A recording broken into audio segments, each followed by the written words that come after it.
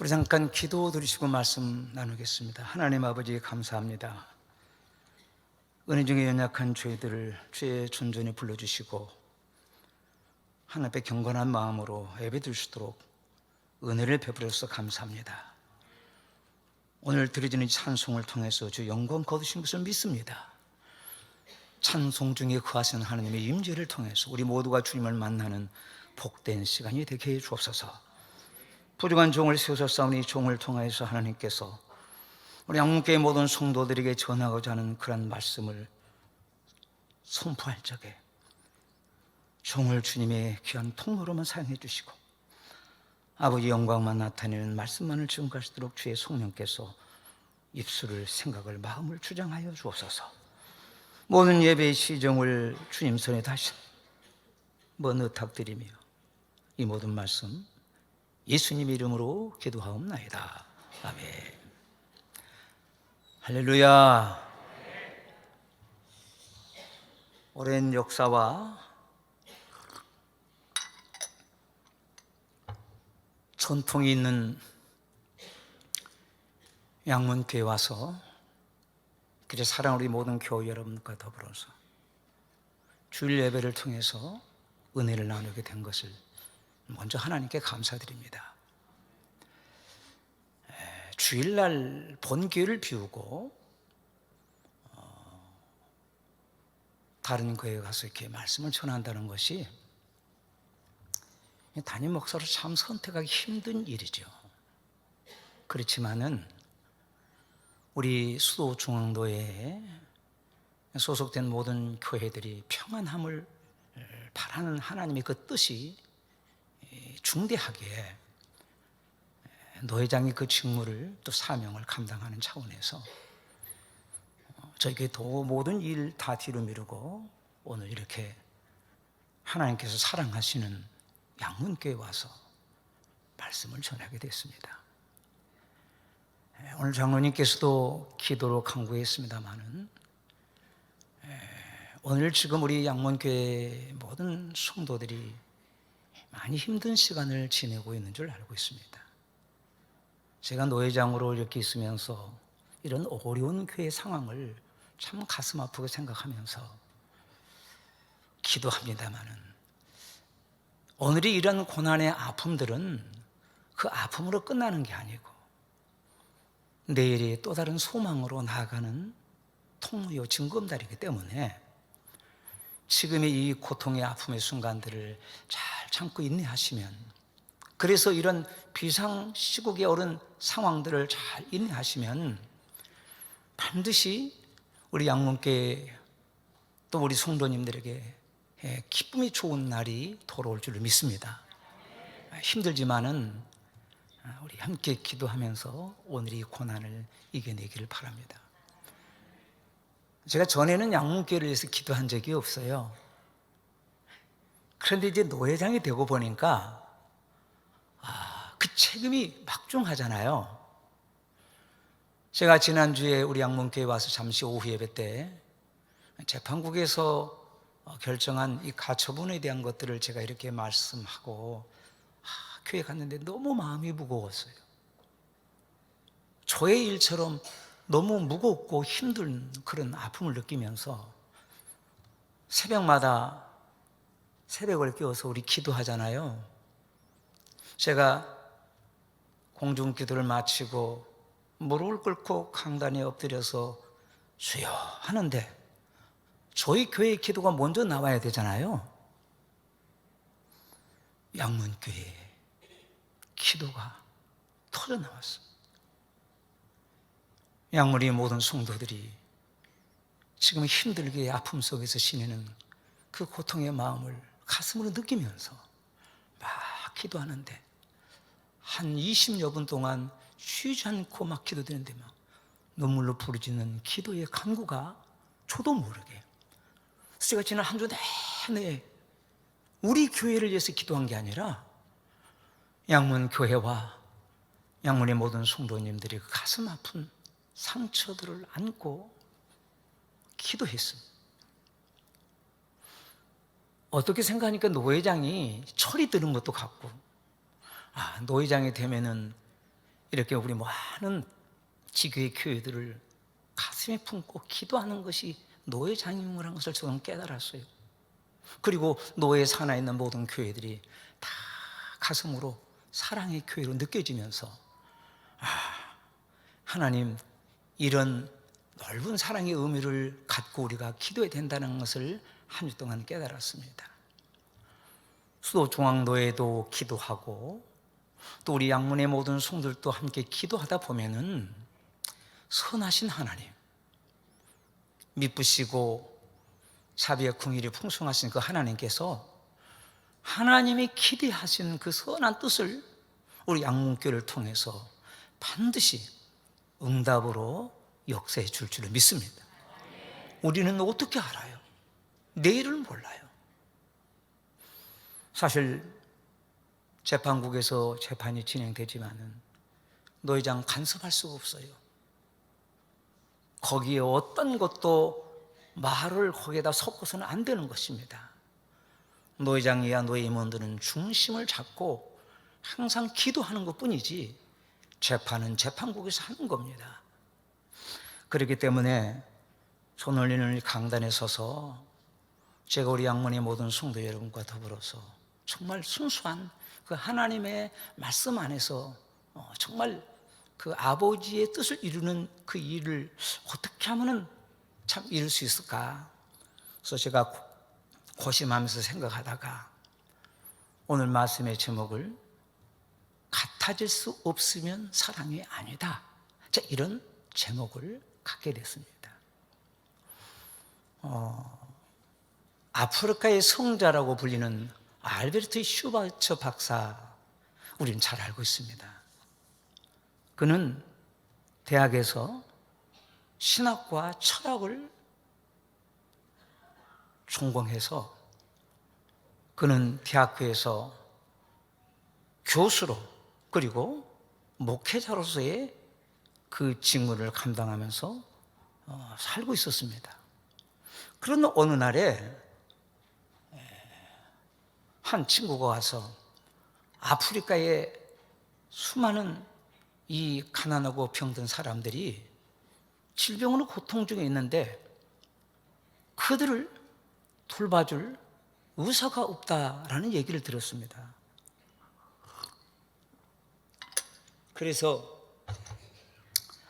이들을 치료하며 복음을 전해야 쓰겠다. 그래서 이 슈바이처 박사는 다시 의학을 전공해가지고 의사가 됐습니다. 그리고 1913년에 아프리카의 그 당시에 프랑스령이었죠. 이 콩고라는 나라 말입니다. 그 프랑스 콩고, 지금은 가봉이라고 하는 그 나라의 랑바네네에서 어렵게 병원을 세워가지고 그곳에서 이렇게 복음을 전하는 그 일을 감당했습니다.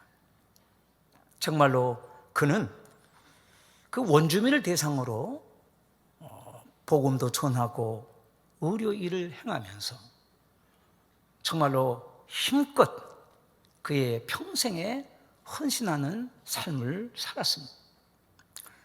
그래서 그 아름다움이 인정받아서 1952년 그는 노벨 평화상을 수상하게 되죠.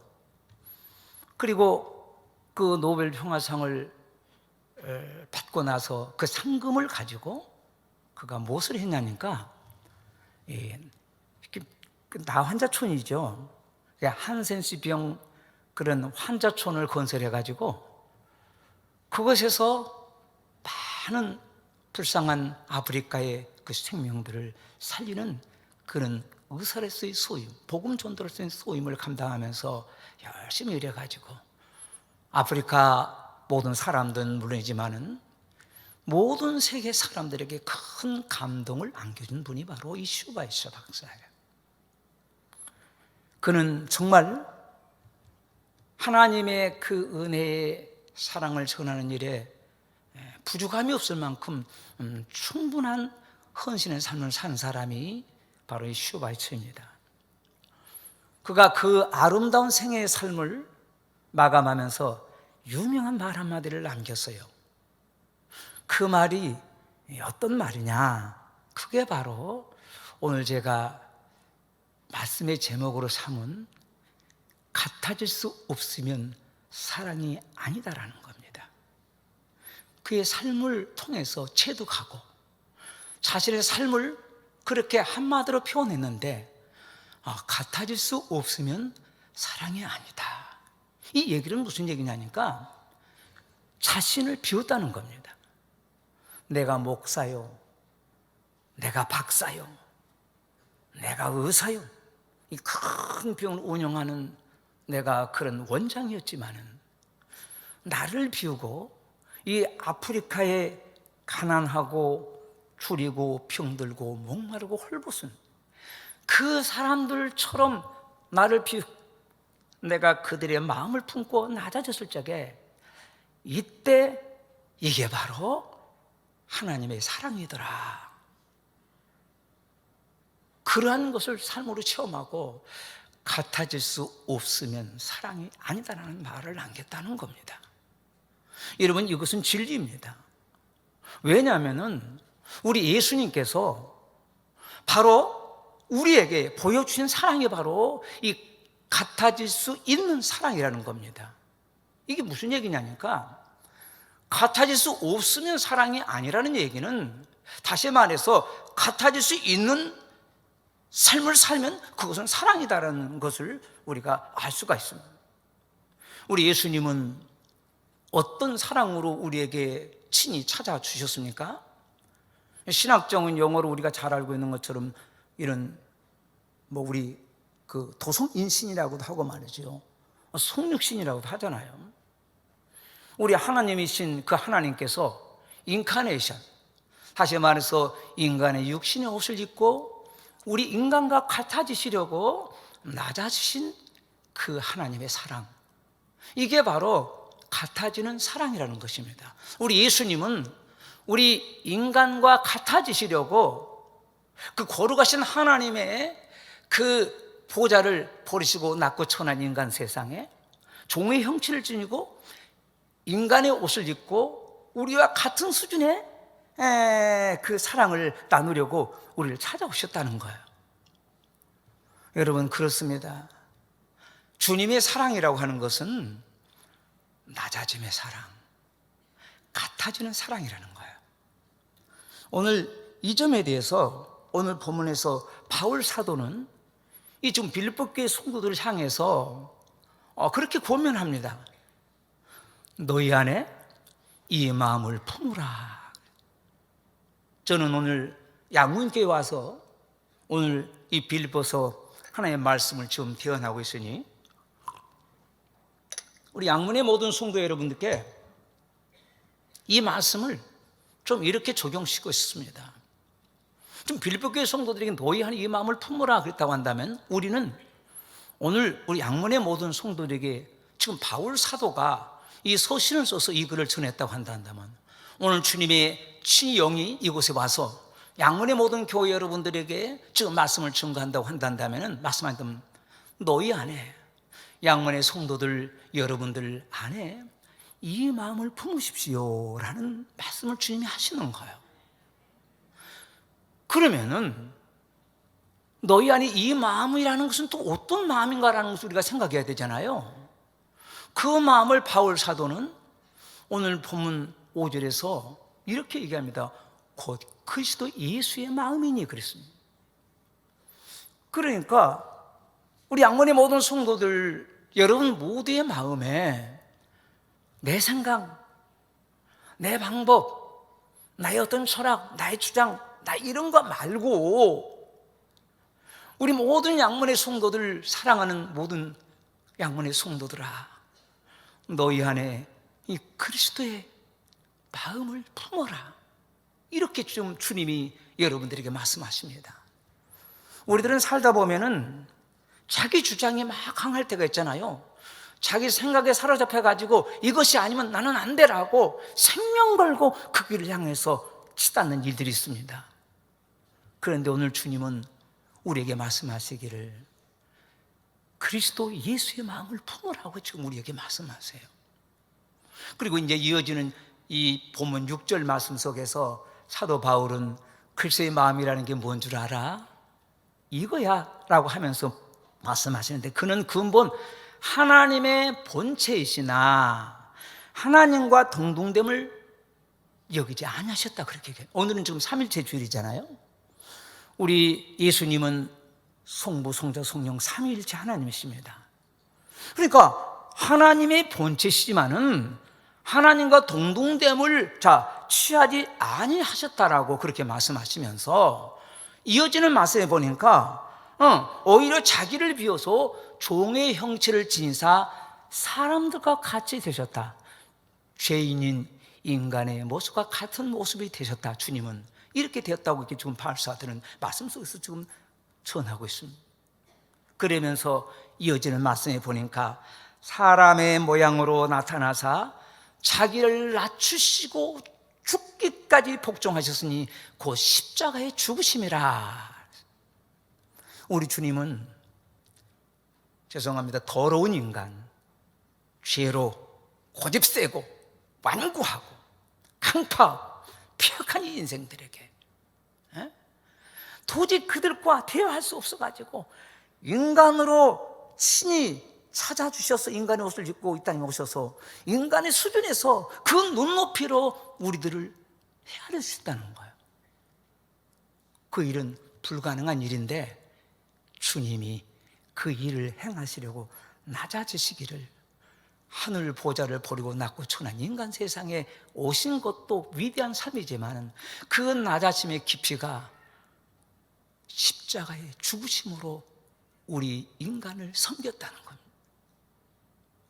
주님은 하나님이다, 너 나 믿어라, 그런 게 아니고 하나님이 죽으심으로 삶을 통해서 우리 인간의 그 더러운 죄를 덮으시려고, 용서해 주시려고 십자가의 죽으심으로 우리와 같아지시는 사랑을 실천하신 분이 바로 예수님이라는 거예요. 사랑하는 양문의 모든 성도 여러분들이요, 우리가 진짜 주님의 사랑을 안다면은 이런 같아지는 사랑으로 사랑하는 우리의 모든 양문의 교회 여러분들이 되어야 될 줄을 믿습니다. 우리 목사님, 우리 장로님, 우리 안수집사님, 우리 여집사님, 우리 권사님, 소중한 분들 있잖아요. 우리에게는 한 명을 전도하려고요, 온 성도가 막 작정 기도하고 관계 맺기를 발전시키면서 그 필요를 채워가지고 온갖 돈을 다 써가면서 아양을 떨면서 그들과 같아지는 마음으로 그 필요를 채우려고 몸부림칩니다. 한 사람이 천하보다 귀하다고 했잖아요. 오늘 양문의 성도들을 하나님께서 이렇게 아름다운 주의 피로 값으로 사신 몸된 교회에 세워주셨습니다. 여러분들을 귀한 존재로 부르셨다는 말씀이에요. 이 양문의 성도 여러분들은 너무너무 귀한 분들이세요. 제가 노예원으로서 양문교회 올 때마다, 제가 전에 그때 지난주에 말씀드렸잖아요, 어머니 같은 교회다, 제가 바라는 교회는 양문교회 같은 교회 나는 될 거야. 왜냐니까 여전도에 막 섬기는 모습들을 보면 눈물 날 정도요, 너무 도전받고 우리 양문의 모든 여러분들이 막 교통 정리하면서 막 남집사님, 여집사님들 막 이렇게 헌신하는 걸 보면은 너무너무 훈련이 잘 되고 양육이 잘 된 훌륭한 성도들, 훌륭한 교회. 그래서 이 교회를 내가 참 본받아서 내가 목회를 해야지. 저는 경력이 그렇게 길지 않습니다. 한 27년 정도뿐이 저는 되지 않아요. 다른 데 있다가 제가 이렇게 목회의 소명을 받고 목회를 하기 시작했는데 너무너무 도전이 되는 교회였어요. 올 때마다 얼마나 극진하게 우리 노예원들을 섬겨주면서 사랑으로 여러분들이 이렇게 베풀어주는 그 아름다운 사랑의 것들을 보면서 저희들은요, 어려서부터, 이게 신앙의 초보생 때부터 양문교회를 배웠어요. 그러니까 양문교회 지금 저 오더라도요, 남의 교회 같지 않습니다. 정말로 우리 노예 산하에 있는 아주 귀한 큰 교회지만은 이런 양문교회 와서 제가 감히 설교를 한다는 것 자체도 영광스러운 거예요. 여러분, 오늘 우리 주님이 이 땅에 낮아지지 않으셨다고 한다면은, 우리 주님이 인간의 그 성육신 하셔서 인간의 육신의 옷을 입고 우리 죄인들을 찾으시지 않았다 한다면 우리가 어떻게 하나님을 알 수 있으며 어떻게 그 하나님을 만날 수 있고 바로 그 하나님을 믿어서 구원받을 수 있었겠습니까? 이것이 복음의 원리잖아요. 교회를 세운 근본의 원리가 낮아지심의 원리입니다. 우리가 높아지면 주님의 영광 가려집니다. 내가 살면 교회는 죽는 거예요. 내가 죽으면 주님이 살고 주의 몸된 교회가 살고 우리 하나님의 영광이 나타나는 겁니다. 그러니까 십자가에 죽는 교회, 십자가에 죽는 성도가 이분이 진짜 그리스도의 사랑을 실천하는 사람이라는 것을 우리 예수님을 통해서 우리에게 교훈받을 수 있습니다. 오늘 예수님 그분이 이 땅에 오시지 않았다고 한다면, 우리 예수님 우리와 함께 가사에서 하나님이 되어주지 않았다고 한다면 우린 예수님을 만나지 못했고 우린 구원받을 수 없었을 거예요. 우리 예수님의 낮아지심으로, 십자가의 죽으심으로 우리가 하나님을 보았고 그 하나님을 우리가 만남으로 말미암아 구원을 얻게 되었다라는 겁니다. 저는 목회를 하기 전에 제가 헌병대 영창에 가서 한 달 동안 제가 고난 속에서 한번 어려운 순간을 경험했던 일이 있습니다. 제가 거기서 예수님을 만났어요. 제 나이가 27살 때인데 헌병대 영창 안에 군종 목회자가 와서 그 좁은 공간에서 예배를 인도하고 여전대에서 하얀 치마를 입고 오셔서 죄짐 맡은 우리 구주 어찌 좋은 친구인지 근심 걱정 모든 괴로움 우리 주께 맡기세. 야, 어디에서 어떤 찬양을 부르냐에 따라서요 그 찬양을 듣는 사람의 세계가 생각이 바뀌어지는 거예요. 제가 영창에 갇혀서 있으니까 정말로 그분들이 그 찬송이 천성의 찬송이었어요. 그래서 제가 그때의 그 헌병대 영창 안에서 예수를 믿으면은 저렇게 평화롭고 저는 아름다운 천사가 되어서 이런 갇히고 소외된 사람들에게 희망과 기쁨과 평안을 주는 삶을 살 수 있을까? 너무 그분들이 부러워서 나도 훗날 저분들처럼 옥에 갇힌 자들을 돌아보는 나도 그런 복음의 증인이 되고 싶다. 그 마음이 제 마음에 생겼어요. 저는 오랜 세월 동안 연예인 생활을 했습니다. 저 생긴 것이 그렇게 안 생겼죠. 오늘 그 소프라노 색소폰을 배웠는데 전 테너 색소폰이 전공이었고요. 뭐 알토 색소폰도 하고, 저도 지금 저거 셀마지 좋은 거 하나 사놓고 퇴직하면은 색소폰 불면서 선교하려고 생각하고 있습니다. 학교 다닐 때부터 브라스 밴드였고, 그리고 군대에 가서 군악대하고 또 문화선전대에서 뭐 이렇게 했어요. 또 제가 광주 KBS 방송국에 전속 가수로 3년 동안 야간 업소에서 노래도 하고 야간 업소에서 색소폰을 연주도 하고 연예인 생활로 하면서 오랜 시간을 지냈습니다. 그러다 영창 가서 그곳에서 깨어져 가지고 예수님 영접하고 나처럼 가난한 사람, 심령이 가난한 사람들을 위해서 생명의 복음을 전하는 나 진짜 선한 교도관이 되겠습니다. 제가 이런 소원을 했어요. 그래서 그 영창 헌병대 그 영창 안에 아주 시커먼 사진 걸개 그림 하나 걸려 있는데 거기에 예수님의 겟세마네 동산에서 기도하는 그 모습 말입니다. 저는 예수님을 좁해보지 않았어요. 제가 물에 빠지면 지푸로 잡고 싶은 심정 속에서 정말로 내가 이 젊은 날에 이게 지금 내가 전과자는 기록이 남기면 내가 어떻게 해야 돼? 그래서 그 좁은 복도 공간에 저 끝에 그 걸개그림 하나 걸려있는데 아주 시커먼 먼지가 끼어가지고 얼마나 됐는지 그 예수님이 겟세마네 동산에 기도하는 그 모습, 그 앞에 가가지고 다른 친구들은 운동장에 운동 가면 저는 거기에 무릎 꿇고 하나님 살아계시면 저 한번 살려주세요. 내 인생 삶, 내가 주님의 영광에서 내가 갇힌 자들에게 은혜의 복음을 전하며 살겠습니다. 저 그렇게 저도 모르게 막 소원 기도를 드리면서 간구했어요. 그때 하나님께서 자비하신 은총을 베푸셔서 제가 헌병대 영창 안에 딱 한 달 동안 갇혔다가 기소위에 죄는 있지만은 제가 막걸리 먹고 싸워가지고 들어갔어요. 참 술 먹으면 그렇더라고, 실수가 많더라고. 제가 좀 당뇨가 좀 있어가지고 물을 자주 드는데 불편하시더라도 이해해 주시기 바랍니다. 그래서 그 공고한 날에 참 하나님 은혜로 막걸리 폭력했다가 영창에 들어가서 한 달 동안 권용을 치르고 예수님 만났어요. 그리고 제대 6개월 남겨놓고 교도관 시험 봐가지고 하나님께서 저 교도관 만들어서 별놈을 간증도 안 해. 제 영등포 구치소에서 22년 동안 교도관으로 공직해서 제가 지난 세월들을 보냈습니다. 저는 그냥 보통 교도관이 아니었어요. 하나님이 소명 때문에 부르셔가지고 저 교도관 만드셨기 때문에 얼마나 하나님이 피곤하게 저를 들어 쓰시는지 제가 영등포 구치소에서 열심히 복음을 전했습니다. 저는 주로 포지션이 요시차 상담, 중범 수용자, 사회 무리사범, 정치사범, 조폭, 그리고 교정 극랑자, 막 살인하고 막 이런 사람들 말입니다. 그리고 5번 카운셀링을 했어요. 제가 좀 80년대부터 50하고 전두환, 그리고 50 세력의 모든 사람들 그때 다 들어왔죠. 뭐 장모 씨, 최모 씨, 뭐 장관들, 국회의원들. 제가 이제 전담팀에서 그분들을 이렇게 관리하면서 열심히 전도했습니다. 접견 갈 때마다 기도 안 하면은 접견 시간 짧게 해줄 테니까 기도하고 예수 믿으세요. 그러면 알겠습니다. 저는 그때 전도사였는데 알겠습니다.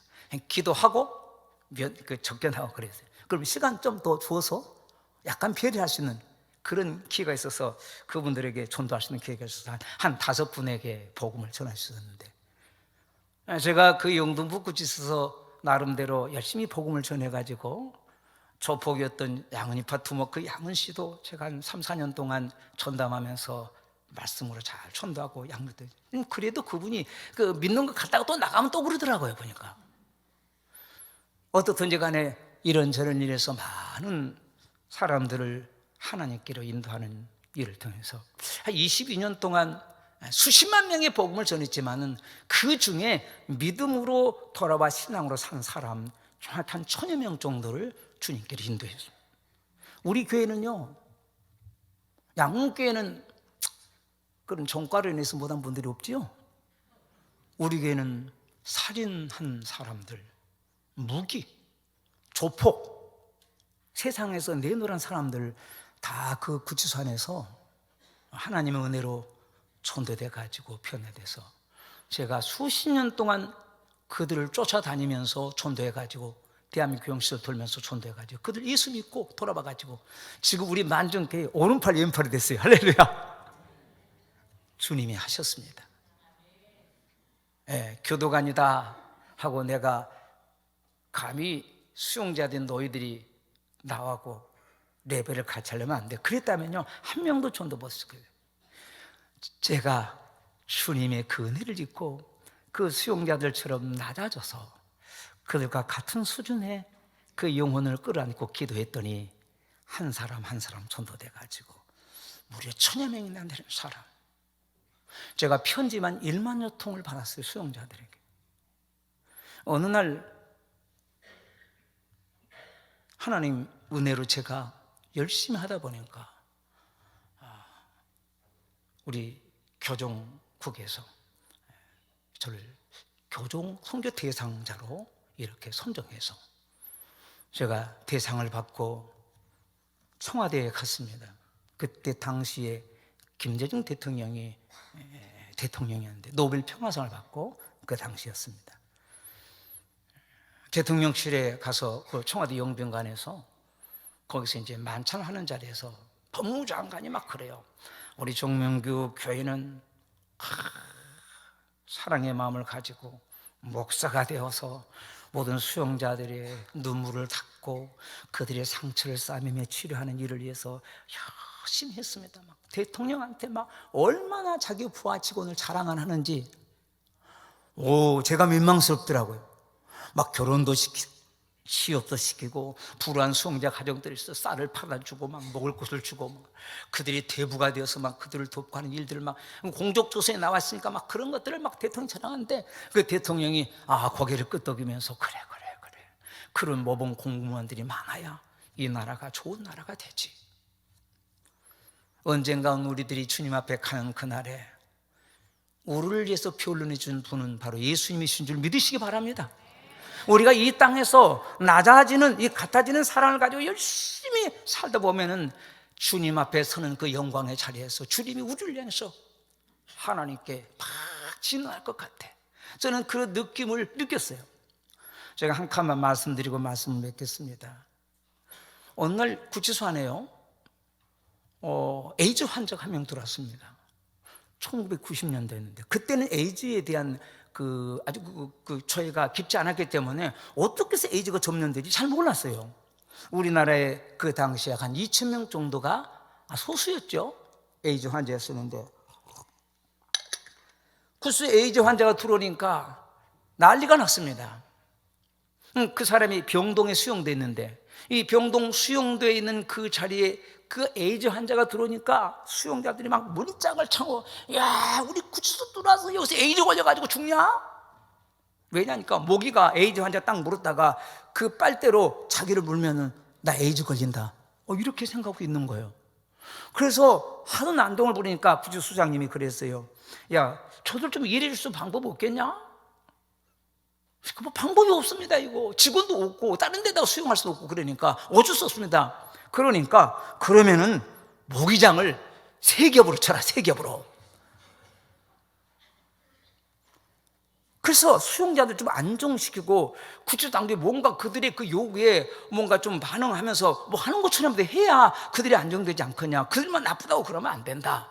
그래서 영수에서 와가지고 모기장을 갖다가 3겹, 4겹으로 쳐가지고 아예 모기가 못 들어가도록, 그리고 그를 접근할 수 없도록 밥도 하루에 19통으로 그 청소부가 하루에 3번씩 밥 주는 것 말고는 그하고 아무도 접촉할 수가 없었어요. 여러분, 인간은 사회적 동물이잖아요. 사회적 동물은 사람과 더불어 사는 그런 것이 우리 사람 아닙니까? 사람 인자가 혼자 서 있는 거잖아요. 이렇게 기대고 살잖아요. 사람과 함께 살지 못하면 너무 외로워요. 오늘은 당신 없으면 내가 편할 거야. 너 없으면 편해? 아니에요.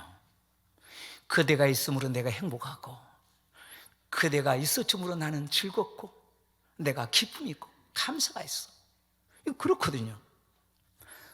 그런데 이 외로움의 이 에이즈 환자는 하루 종일 그가 수용실에 갇혀서 아무도 말할 수 없는 그 고독한 독방에 갇혀가지고 혼자 사는 거예요. 그 외로움을 달리려고 종이약을 만들어가지고 접어서 날리고, 종이약을 막 통에다가 다 비둘기가 창가에다가 알을 이렇게 낳으면 그걸 부화해, 새끼가 부화되니까 그걸 자기가 끄집어내가지고 그 사방 안에서 비둘기 새끼를 키우면서, 그때 통보리밥이었거든요. 깡통 가닥밥 먹던 때였습니다. 가닥밥 쪄가지고 통보리밥 주면 그걸 비둘기에 밥 주면서 비둘기를 키우는 거예요. 그렇게 외로움을 달래는 그 고통 속에 있는 그 수용자 말입니다. 그런데 그것을 누가 기억하셨느냐? 바로 그 에이즈 환자의 고독함을 기억한 분이 계셨어요. 분이라고 하니까 벌써 감 잡히죠? 그래요. 제가 아침에 출근해가지고 저는 늘 일과를 시작하기 전에 출근해서 기도합니다. 하나님, 오늘 제가 무엇을 위해서 하나님의 영광을 위해서 살까요? 기도했더니 주님께서 제 마음속에 그런 마음의 감동을 주시더라고요. 오늘 장로님 기도에 성령께서 역사하시면 성령께서 제게 그렇게 말씀하세요. 이 시설 안에 가장 외롭고 고독한 사람이 있으니 너 오늘 그 좀 찾아봐라. 그래서 나에 대한 사랑, 내가 갖는 그 위로, 내가 같은 그런 돌아봄의 그 일을 네가 좀 한번 해라. 주님이 저게 그런 마음이 있어요. 그때 딱 생각나는 게 뭐가 생각났을까요? 에이즈 환자가 생각난 거예요. 그래서 곧바로 정리하고 그 에이즈 환자를 만나러 갔습니다. 그랬더니 그 에이즈 환자가 저를 보자마자 제가 그랬어요. 우리 형제님, 고충상이 뭐예요? 제가 고충 상담하니까 외로상이 뭐 있어요? 일반적으로 이렇게 그 교도관이 물어보면 저 런닝 팬츠가 가족이 적게는 안 와가지고 없는데 그 런닝 팬츠 사주시고요, 네이 좀 사시면 좋겠습니다, 이런 얘기요. 그 용치금 좀 넣으시면 좋겠습니다. 뭐 그런 수준의 얘기예요. 저는 그래서 일반적으로 그런 수준의 문제를 좀 이렇게 해주고 싶어서 가서 물었더니 그 친구 하는 얘기가 뭐라 하냐니까, 저 교도관님, 외람되지만은 제게 필요한 건 아무것도 없습니다. 그러면서 하는 얘기가, 저는 아버지가 필요합니다. 밑도 끝도 없는 이런 얘기를 하는 거예요. 그래, 아버지가 필요한데 그게 뭐 어때서? 네, 그러니까 저의 아버지가 되어주시겠습니까? 여러분, 참 황당한 얘기잖아요. 넌 나하고 교도관과 수용자야. 근데 어떻게 네 아버지가 될 수가 있어? 근데 그는 나 면접하려고 나 만나려고 하거든, 아버지 안 되어주면 오지 마세요, 가세요, 딱 한번 잘라버리더라고. 근데 오늘 제가 분명히 기도할 때 주의 음성을 들었잖아요. 아, 하나님, 오늘 이 형제가 얼마나 힘이 들어서 무슨 사연 때문에 그런지 모르지만은 아버지가 되어달라고 하는데, 하나님 어떻게 해야 돼요? 네가 아버지가 좀 되어줘라. 순간적인 얘기지만 그때마다 우리 믿음의 사람들은 그 어려운 순간에 선택을 기도하면서 선택하잖아요. 그래서 제가, 그러면 내가 아버지 되어주면 너 예수 믿고 살래? 그랬더니, 아, 그건 좀 더 생각해 봐야 되겠습니다. 그래서요, 그를 주님의 그 울림으로 전도하고 싶어가지고, 그래, 그럼 내가 내 아버지가 되어주지. 제가 그때 아버지가 되어준다는 것은요, 진짜 마음이 아니었어요. 그냥 형식적으로, 일반적인 거칠의 인사말로, 립서비스로 제가, 그래, 아버지가 되어주지. 어떻든 대화가 시작돼가지고 저는 그때부터 에이즈 환자를 아들로 얻게 됐습니다. 날마다 이제 그를 찾아가는 거예요. 하나님의 위로의 마음을 자꾸 제게 찾아가서, 네가 지금 돌아볼 사람은 그 외로운 사람, 고독한 사람이야. 그를 돌아봐. 그런 이중 삼중의 고통 속에 살잖아요. 옥에 갇혔죠. 그 당시에 에이즈 걸리면 100% 죽습니다. 옛날에는 한센병, 이 문둥병이 천형이라고 했잖아요. 1990년대는 에이즈 병이 걸리면 100% 죽기 때문에 이걸 갖다가 천형이라고 그랬습니다. 근데 지금 사형선고를 받고 사는 거예요. 너무 불쌍하잖아요. 그래서 사는 날 동안 이 친구를 예수 믿고 믿음으로 충고하게 했었다. 그래서 매일 찾아가서 뭐 그가 필요한 것들 다 채워줬어요. 이것저것 뭐 돈도 영치금도 넣어주고 성경도 사다가 넣어주고, 그러고 그가 필요한 모든 것들 다 한대요. 어느 날인가 어버이날이었는데 그때 저게 그래요. 아버지, 제가 아버지를 위해서 편지를 한 장 썼습니다. 무슨 편지? 그 에이즈 환자는 좀 여성성이 있어요. 참, 그런 성에서 중성에 가까운 그런 약간의 남자지만은 그런 성이 있기 때문에, 그런지 막 그 편지를 써가지고 사랑 마크를 막 한 5, 6개 막 그려가지고, 보기도 징그러워. 그걸 막 사랑 마크를 막 편지에다가 앞뒤에다가 막 이렇게 그리고 이렇게 그리고 이렇게 그리고 막 그려놨어요. 무슨 나를 사랑한다는 말인데 이렇게 많이 사랑한다는 건가? 그래서 제가 그 편지를 이렇게 주는데, 와, 편지를 못 받겠더라고요. 왜? 에이즈 걸릴까 봐. 여러분, 사람의 생명은 하나예요. 안 당해보면 몰라요. 그래서 제가 그 편지를 받기는 받는데 손끝들이 손톱으로, 그리고 그 아이에게 내가 그 어떤 뭐 덜한 것을 안 나타내려고 얼른 받고는 이렇게 밑으로 드렸습니다. 그리고는, 아버지 꼭 읽어봐야 돼요. 그래, 알았어. 편지를 두툼하게 써요. 몇 장을 썼는지. 그 편지를 또 혹시 침 말라가지고 썼다더거나 막 그랬으면 이 분명히 에이즈균이 묻어있을 텐데, 그래가지고 제가 그 편지를 받아가지고 개봉을 해야 되는데 개봉을 못했어요. 왜? 에이즈균이 죽으면 내가 일주일이나 후에 내가 그거 열어보겠다.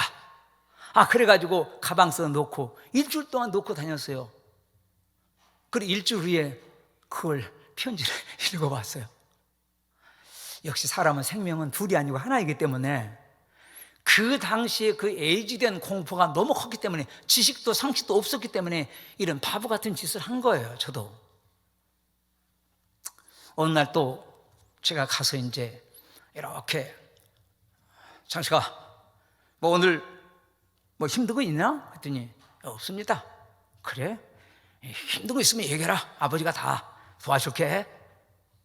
근데 소장님은 종주임, 너무 에이즈 환자 가까이 하지 말어. 가까이 하면 사고 날 수 있어. 그러면서 우리 소장님이 이런 말까지 하더라고요. 저 아이 신앙으로 결심해가지고 고세해버리면 어떨까?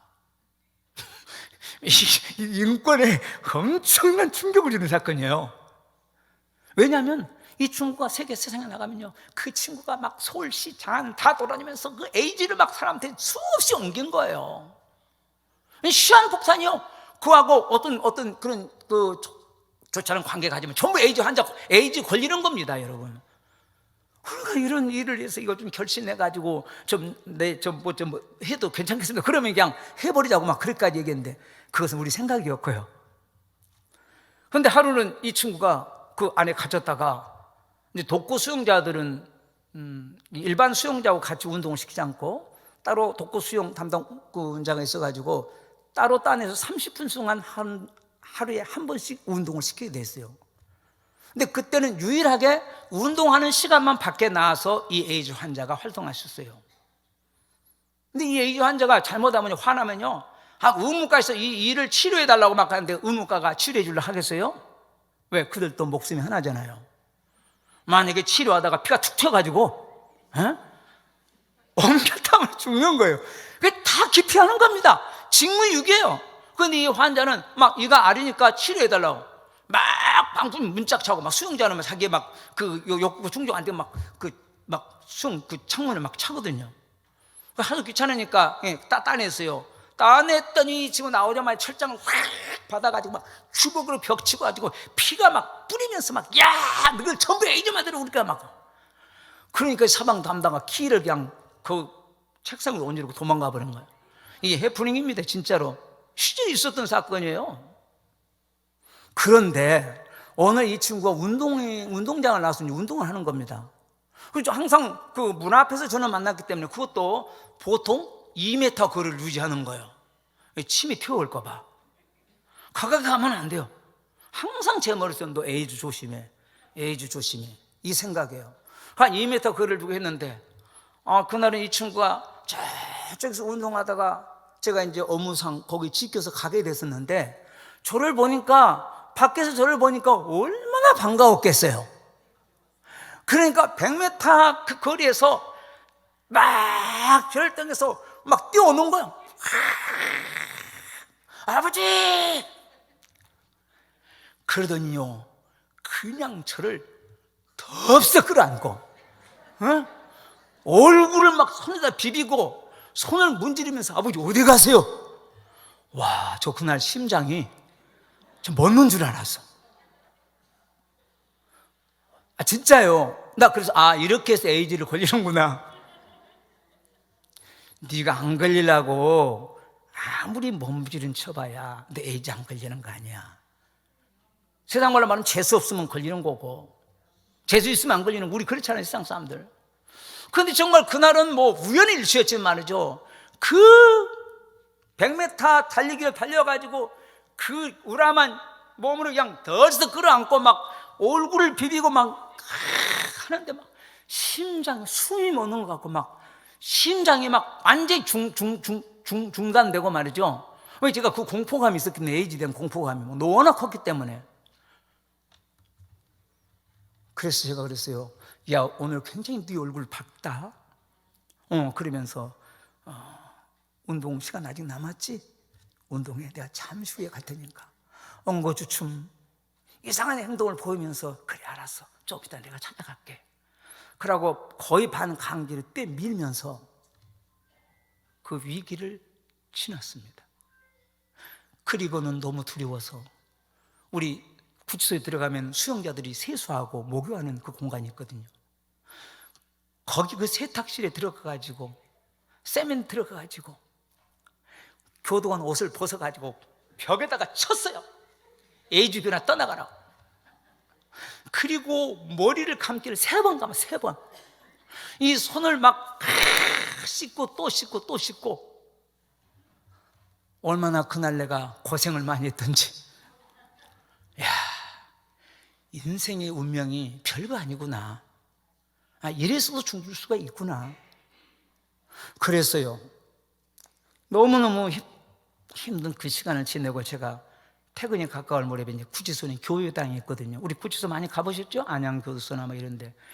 교회당 가가지고 제가 다 기도했어요. 하나님, 오늘 제가 이런 일들 하면서 이런 일이 있었습니다. 하면서 제가 자칫 잘못하면 아버지 영광에 살다가 에이즈 걸리게 생겼습니다. 하나님 어떻게 해요? 그랬더니 하나님이 하시는 말씀이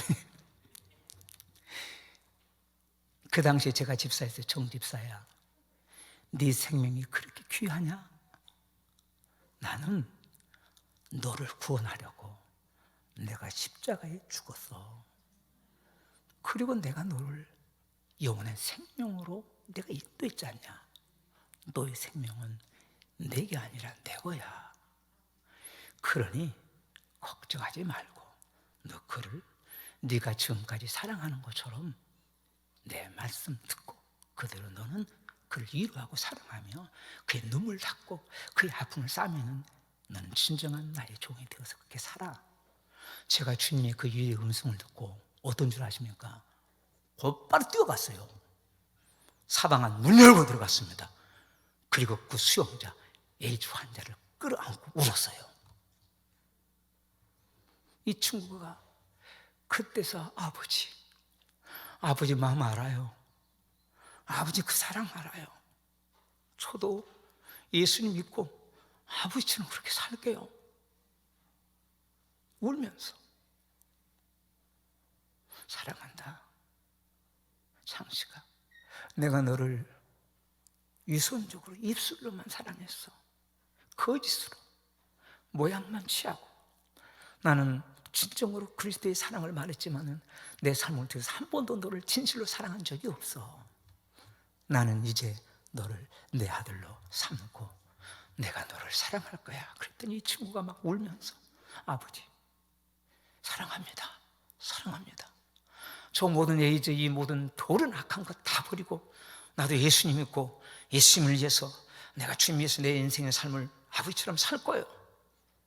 그래가지고 그날 이 둘이가 환상적인 감동의 그 만남의 장을 통해서 이를 전도할 수 있었습니다. 할렐루야. 제가 에이즈 환자가 진짜 되는 수준은 낮아지니까 그 영혼이 내 눈에 들어오고 에이즈를 뛰어넘어서 그를 가슴으로 끌어안을 수 있었습니다. 우리 손영원 목사님은 그 한센병 환자들이 고름을 입으로 빨았다는 여러분 그 사실 알잖아요. 하나님의 사랑이 강한 사랑이잖아요. 생명보다 더 귀한 사랑이 하나님 아버지의 사랑입니다.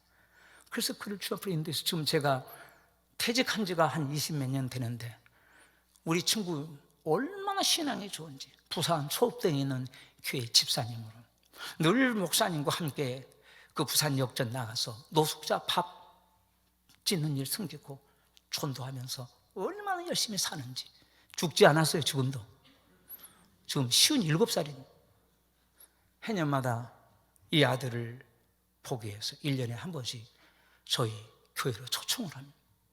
제가 그날은 나를 비워놓고 이 친구를 위해서 아주 맛있는 최고 맛있는 갈비집에 가서 갈비를 사서 대접하고 운동화를 사서 신기고 좋은 옷을 맞춰주고 그 에이즈 환자의 그 아픔의 슬픔들을 이렇게 만지면서 지금까지 수십 년 동안을 아버지와 아들로서 살아가는 거예요. 살거리가 머리로 아버지 건강하시죠? 별일 없으시죠? 끊임없이 전화하면서 이런 아름다운 사랑의 관계를 이어가면서 제가 구치소에서 만난 그 아들을 지금까지 한 30몇 년 동안 아들과 아버지 관계 속에서 주 안에서 이렇게 살아가고 있습니다. 제가 오늘 말씀을 맺으면서 여기서 드리고 싶은 얘기는 다른 게 아닙니다. 우리 양문교회 여러분들은 너무 귀한 소중한 분들이잖아요. 다른 교회는 전도하려고 목숨 걸고 한 생명을 살려서 우리 교회를 채우려고 몸부림치는데 우리 양문교회 여러분들은 혹시라도 서로를 위해서 네가 좀 없어지면 내가 행복하게 해서 좀 사라져. 혹시 그런 마음으로 분쟁과 다툼 속에서 힘든 삶을 살고 있다면 여러분 오늘 주님의 그 십자가의 사랑으로 우리가 같아지시는 사랑으로 낮아지십시오. 목사님, 그 아픈 마음을 내가 압니다. 장로님, 얼마나 힘드세요.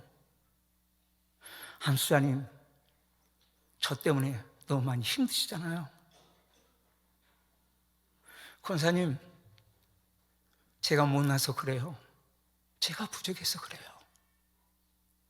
내가 주님의 사랑을 말하면서 나는 그런 사랑을 지금까지 실천하지 못하고 입술로만 사랑한다고 내가 했습니다. 우리 양문의 가족이 천국 가는 그날까지 우리는 하나가 되어서 가야 되잖아요. 주님 앞에 서는 그날에 우리 기쁨으로 그 영광의 면류관, 생명의 면류관 관을 쓰고 아부의 나라에 들어갈 소중한 우리의 교우들, 우리 사랑하는 지체들입니다. 우리 사랑해요. 못난 나를 용서해 달라고. 내가 부족했습니다. 내가 미련했고 내가 미쳐냈고 나는 정말 내가 알지 못했던 것 때문에 그랬습니다. 다 내 탓입니다라고 내가 죽고 그 발을 씻으면서 주님처럼 나아짐의 사랑, 같아지는 사랑으로 그 아픈 상처를 벗는다면 오늘 양문교의 모든 문제는 다 끝난다고 생각합니다. 우리는 본질을 잃어버렸기 때문에, 그 본질을 잃어버렸기 때문에 우리 사랑하는 성도들끼리 사랑해야 될 소중한 교끼리 이 아름다운 하나님의 거룩한 전에서 이렇게 서로가 아픔의 상처를 갖고 사는 일이 오늘 우리들의 일이 아닌가. 우리가 사랑으로 하나 되면은 그 아픈 상처를 그냥 있는 그대로 안아주면은 다 끝나는 일이에요. 왜 재판해야 됩니까? 왜 재판해야 돼요? 우리 양문교회를 스스로 알아서 해야지. 응? 다 내 탓이야. 내 죄요. 내가 잘못했어. 용서해 주어. 내가 잘못했습니다. 이 말 한마디면 다 끝난 일, 그걸 가지고 이전 투구하면서 분열과 당짓고 분당하면서 끊임없이 싸운다고 한다면요, 내일이 없습니다. 하나님 우리를 기억하지 않아요. 우리를 사랑하지 않아요. 이런 사람들에게는 그리스도가 그 안에 있지 않다고 했습니다. 육신의 소욕을 쫓지 말고 성령을 따라 행하는 믿음의 삶을 사는 사람들이 그 안에 그리스도가 함께 하신다고 하셨습니다. 우리 양문교회 모든 성도 여러분들이 오늘 복된 거룩한 날입니다. 우리 모두가 함께 같아질 수 없으면 사랑이 아니라는 이 말 한마디. 그래서 우리 주님은 우리가 같아지시려고 이 땅에 오셨다는데, 우리 주님이 그 사랑을 가지고 우리 양문의 모든 성도들이 서로 같아지는 사랑으로, 너 하지 말고 내가 당신을 위해서 내가 섬기겠습니다라고 낮아지면은, 내가 십자가에 죽으면 교회에 주님이 삽니다. 양문교회 살아납니다. 아버지 영광이 나타나고 이러한 양문교회가 세계적인 교회가 될 수 있습니다. 누군가가 먼저 죽으면 역사가 나타납니다. 그 일에 내가 되십시오.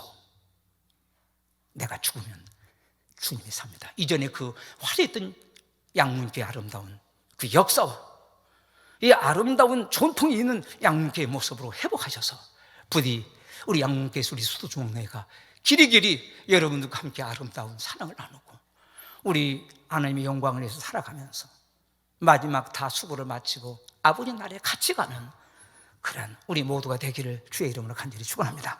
하나님 아버지 감사합니다. 부족한 종 오늘 이곳에 보내셔서 같아질 수 없으면 사랑이 아니다. 우리 주님은 같아지는 사랑을 하시려고 이 땅에 오셨고 친히 그 죄인들, 냄새나는 인간을 위해서 십자가에 죽으셨다고 했습니다.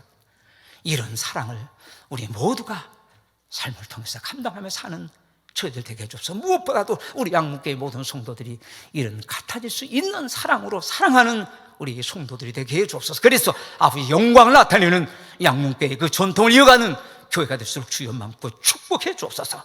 예수님 이름으로 기도합니다. 아멘.